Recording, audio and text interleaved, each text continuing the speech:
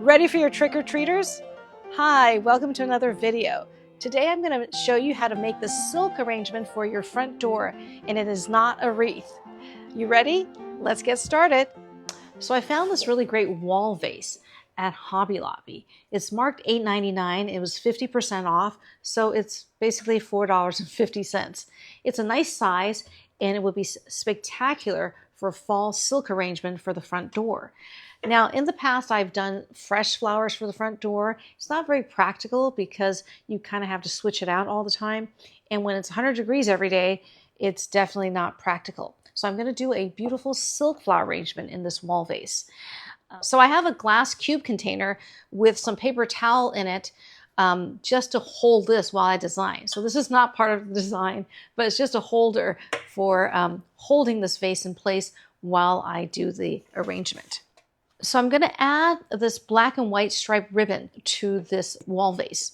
The wall vase to me has too much of a continuous large black expanse here, and just design wise I think it looks better bisected by a ribbon. Now for those of you taking notes, I used this black and white ribbon in my lemon arrangement earlier this year. So I love this ribbon. I think it'd be very elegant with this black wall vase. It'll make it a little less ominous looking. Now, because it's a cone shape, if I were to just tie the ribbon around here, it'll just start slipping down. So what I'm going to do is just add some glue dashes around the area where I'm going to put the ribbon and add the ribbon this way. And I'm going to do the ribbon and the bow in 2 steps.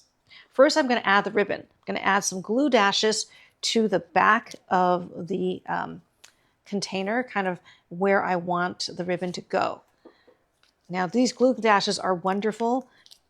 You can use a hot glue gun to glue your ribbon in place, but then that would keep it on there permanently, whereas the glue dashes, you can take them off. And you can change the ribbon if you want a different color or end up not using the color at all. So I added the glue dashes here. I'm going to turn it around and do it on the front side as well, because I don't want it to start slipping. Just make sure I'm kind of at the same level here.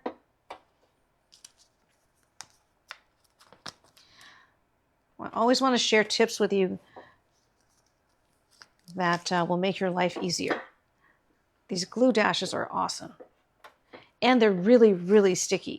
They're not like the little glue dots that you use for school projects. They're not very sticky. These are super sticky. Now just peel the plastic off. I've got 6 glue dashes, 3 on the front and 3 on the back. That should be enough to hold that ribbon in place even during a hurricane.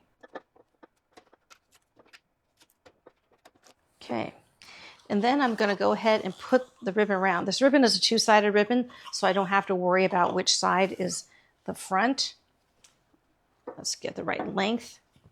And I'm going to have a tail on this ribbon as well. Let me see. This is about right. So I'm going to go ahead and glue it to the glue dots. Just kind of press against there.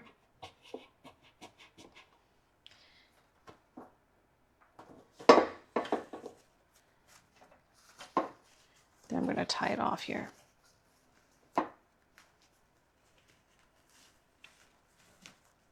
Now, unless you've measured already, what I usually do when I work with ribbon is just keep it on the spool as you're working, so that if you're wrong, you need less or more, you haven't pre-cut a length of ribbon and you're going to just waste that ribbon.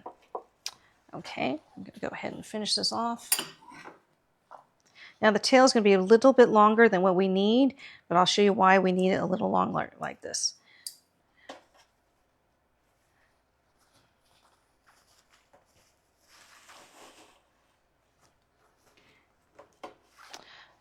So I did a double knot on the ribbon so it's nice and secure, and it should be on here pretty straight. Yep. And the tails are a little long because we're going to tie the bow I'm going to make with the tails. See, it's a 2-step bow. I'm going to go ahead and just make a simple bow, make a center, and then just start doing the loops. Do you guys know how to make bows? Maybe I'll do a video before Christmas on how to make bows. I've made so many bows in my life. I was a Christmas designer at Dunsmuir House in Oakland for 4 or 5 years. And every season I would probably make, I don't know, 500 to 1,000 bows. So I can do bows. And I also help out a friend of mine who has 3 boys, all in Boy Scouts. And every year she has to sell something like 150 Christmas wreaths. So I go over to her house and make bows with her all afternoon. And she buys pastries. Okay. This is actually a hard ribbon to make bows with. It's not wired. But at least it's not that slippery satin ribbon. It's like more of a fabric ribbon here. So it's not as bad. Okay, I've got 4 loops on each side. I'm just going to thread a covered wire through the middle and just tie it off.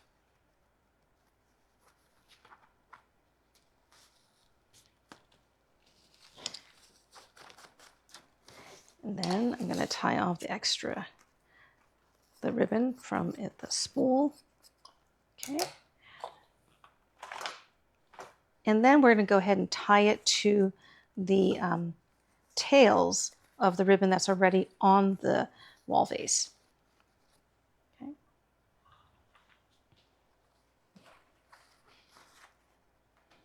That's why we have extra length, because when you tie another knot, it's going to use up some of your ribbon. It's always good to have a little long, and then you can always cut it a little shorter. You don't want it to be too short, right? Then you just waste that length of ribbon. It's okay to waste a couple inches of it. So you've got the safety. Oh, it's hard to thread it through. There we go. Okay.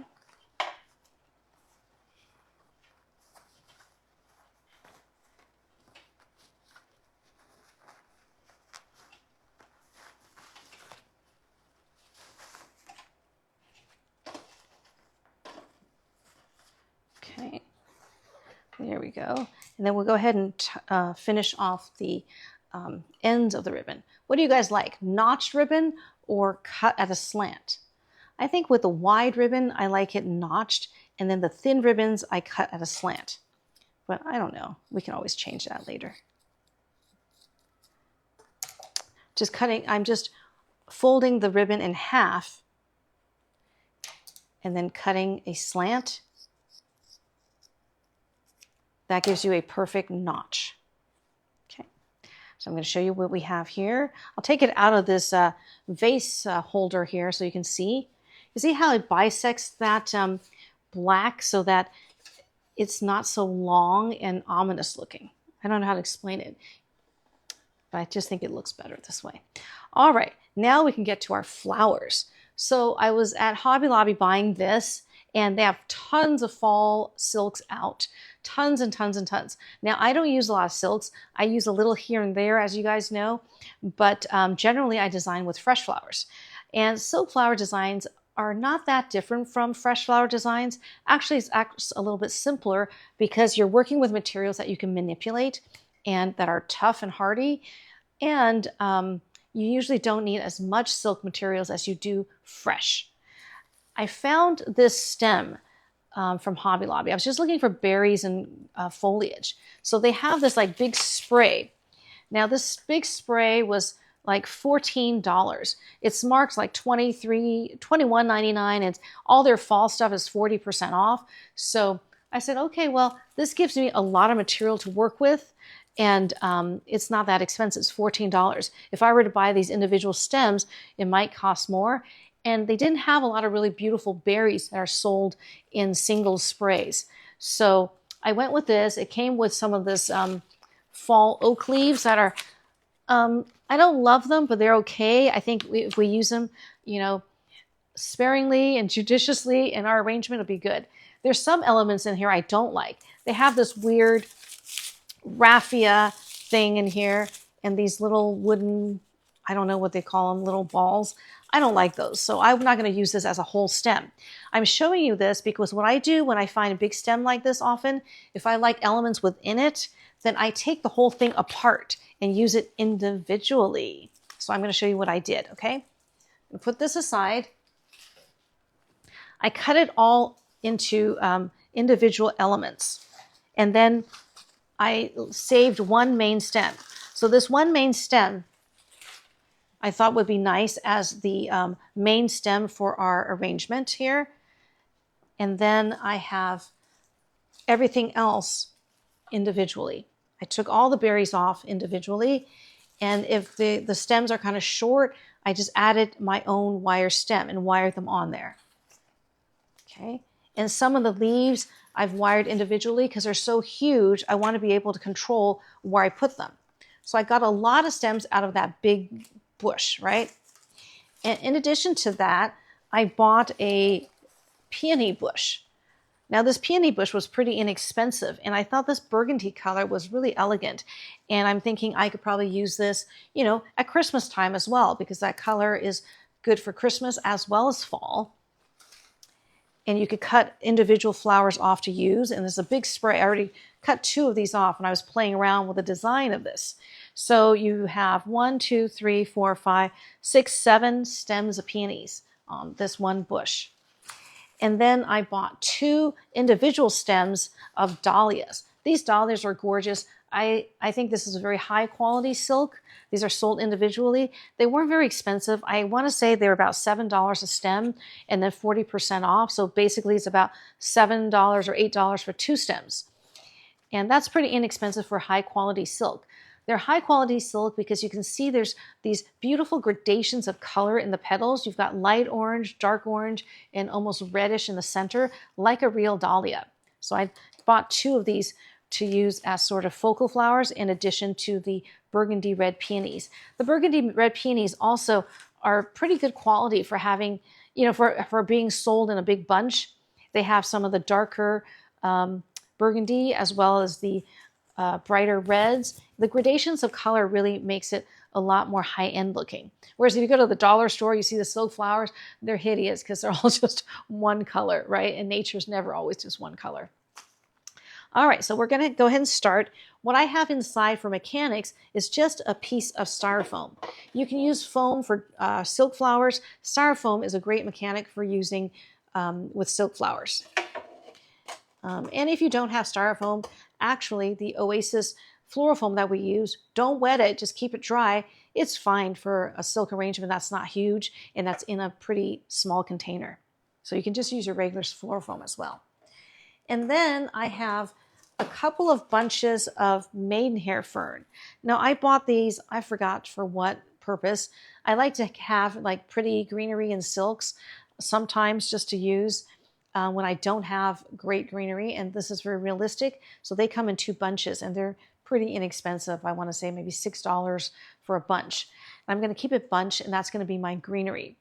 Like doing a real arrangement, what we're going to start with is greening in. Okay. Now these have these big stems. I don't want to cut these all individually and have to wire them. So I'm going to use them in bunches because it's just greenery filler to fill up space. And what I'm doing is putting it inside the vase on either sides of the styrofoam. I cut the styrofoam so that it doesn't go all the way to sides of the vase, and that we have a little extra room for big stems like this. Okay, so we're already greened in. Easy, right? And then I'm going to start with this main stem. This is the stem that was the top of this large stem right here. This top right here, I kept this intact because I thought it would be great for the main focal stem. I'm going to go ahead and put that upright in the center of the arrangement.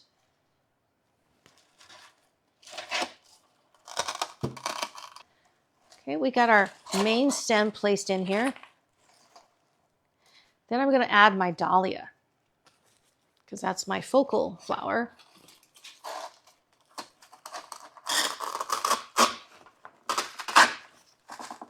Crunchy, huh? Okay.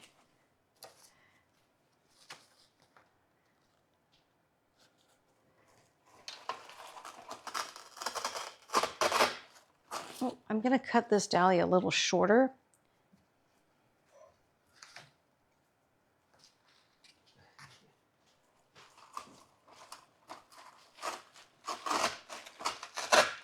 Since I only have 2 of the large dahlias, I'm adding them on 2 different levels.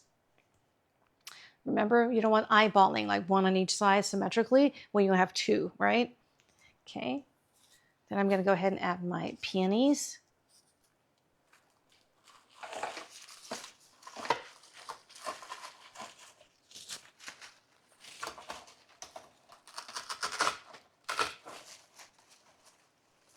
Don't you love silks? If it's something you want to face forward, all you have to do is bend the little heads.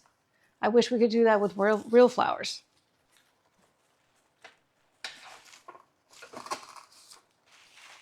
Okay. So I kind of already created the center focal point of the main flowers. I may add another peony or 2 on the sides, but I'm going to stop right now and add in the rest of the berries.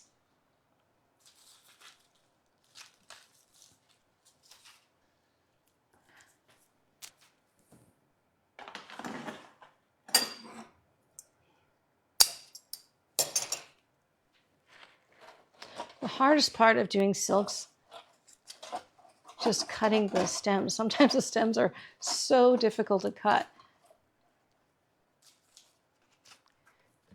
It must be great to be a man floral designer with big hands, and you can really cut through things easily.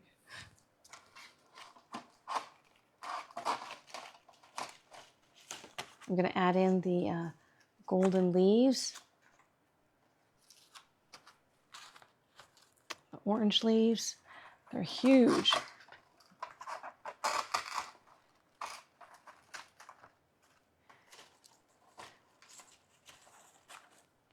Okay, this is what I have right now. Then there's like some greenery that came with the bush, which is really nice. Add that in. Looks like Nandina or something like that. I like the color, kind of a very realistic color. I think having high quality silks is all about color. When the colors aren't so egregiously fake, then the silks are pretty nice.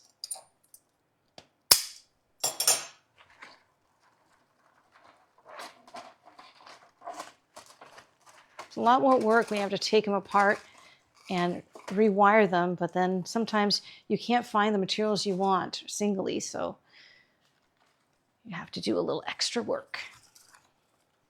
This is what we have so far.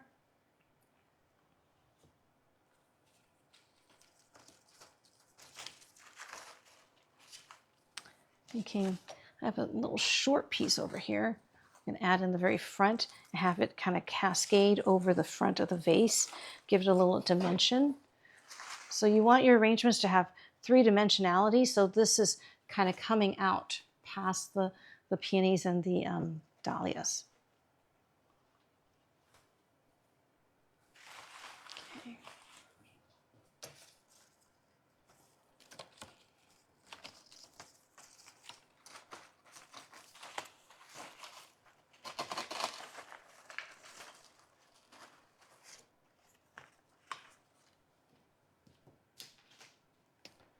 Now, this big yellow leaf looks really fake to me, so I'm going to add a piece of greenery in front of it. I like the brightness to set it off my front door, which is also black, but I don't want it to be like right in your face. So sometimes what I do is, if it's too bright like this, you can always put a little something in front of it to kind of tone it down and cover its fake look a little bit. Tell you guys these things because that's sort of like the design process, like why I place things where I place them. And I'm going to go ahead and put another stem of berries in front of it so that you have the yellow background, but then it's becoming less and less distracting, right? It's not like in your face. This one is a pretty color. I like this one better. More realistic, less yellow. You know what? This bothers me so much, I'm going to just remove it. Maybe put it in the back. I'm going to add this one instead. I think this orangey color one looks a lot more realistic.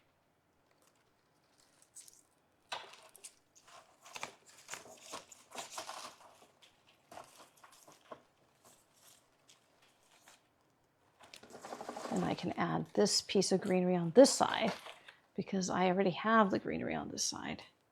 This Nandina. I like this Nandina a lot. Often when I use silk materials, it's just to have things like cherry blossoms and things that just are not in season very long, and I like to use it, or it's hard to use. Like I think I've told you before, cherry blossoms are notoriously difficult to time. Now when you buy them, they may be really, really tight, and you might have to wait a long time before you can use it. And then it's not long lasting. Once cherry blossoms are blooming, then it's really hard to keep them fresh looking for more than, you know, three days or so.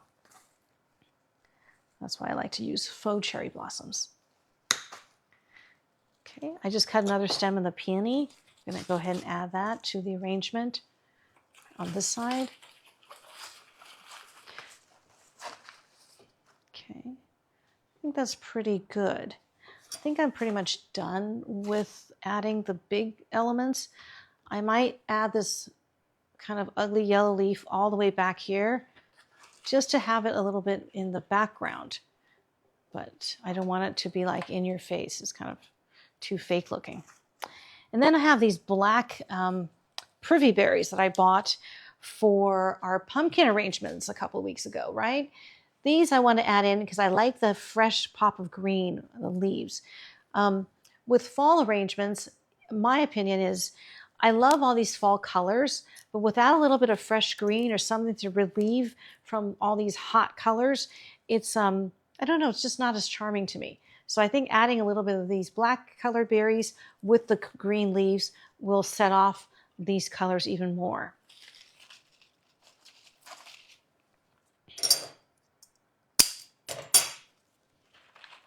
I wired them super long thinking I would need it, but I don't need it that long, so we can just cut them off. See the pretty berries adding that little pop of fresh green?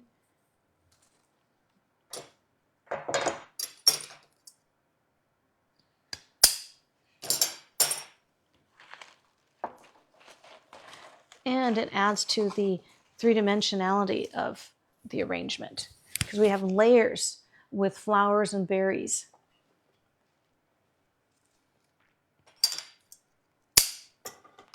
All that wiring taping, I'm cutting it off. Guess I don't need it to be as long as I thought I did. Okay.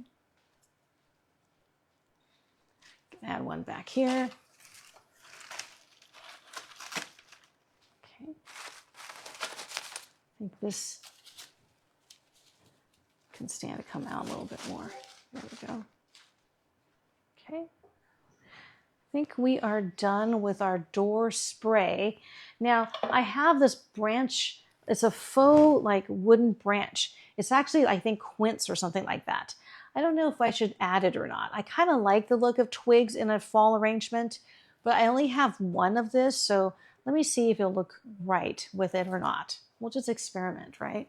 If it looks strange having just one sticking out, then we don't have to use it. But I do like the look of that twig. Oh, I kind of like it. Gives it a more design look, a little more dimensionality. What do you guys think? Adding the twig? I think that's good. Okay. Okay, I think we're all done with our fall door vase arrangement. I'm going to go ahead and put it on my front door. Let's see how it looks. This looks great on the front door. I love that pop of color on my black door. And I'm glad we decided to add this ribbon because it's a little less ominous being all black. And that black and white ribbon with these colors I think is really elegant. Now I'm all ready for trick-or-treaters and Thanksgiving. It's really nice to have all these beautiful colors just as the garden is withering, as a reminder of things to come and things to look forward to next year. I hope you enjoy watching me make this silk arrangement for the front door and I inspired you to do something similar. As always, please like and subscribe and send me a comment to let me know what you're doing this week, and I will see you in my next video.